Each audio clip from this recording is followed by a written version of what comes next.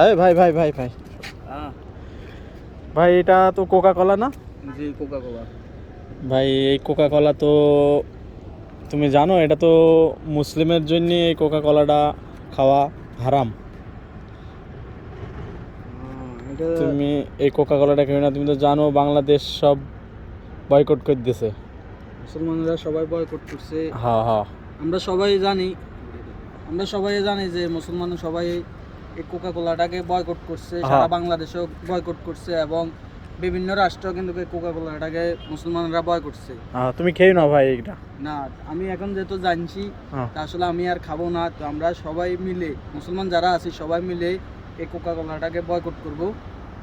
এবং আমি দেখতেছি যে সারা বাংলাদেশের মানুষও কিন্তু এই কোকা কোলাকে বয়কট করছে এবং বিভিন্ন রাষ্ট্রের যে মুসলমানরা আছে তারাও কিন্তু এই কোকা কোলাকে বয়কট করছে। তো আমরা সবাই মিলে এই কোকা কোলাকে বয়কট করব।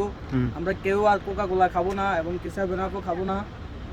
সবাই মিলে একসাথে যদি, এটা কিন্তু আমরা সবাই জানি যে ওই দেশের পণ্য, আমরা সবাই এটাকে বয়কট করব, এটা কেউ খাবো না।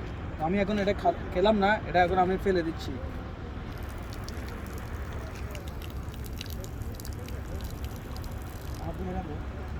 এই যে দেখতে পাচ্ছেন আপনারা, আমি এটা ফেলে দিলাম, আমি এটা খেলাম না।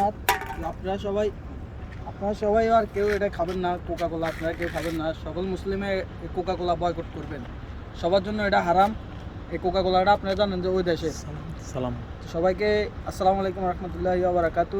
সবাই ভালো থাকবেন এবং সুস্থ থাকবেন। সবাই আমার মতো এভাবে প্রতিবাদ করবেন, এভাবে কোকা কোলাকে নিয়ে প্রতিবাদ করবেন। আমি এটা খেলাম না।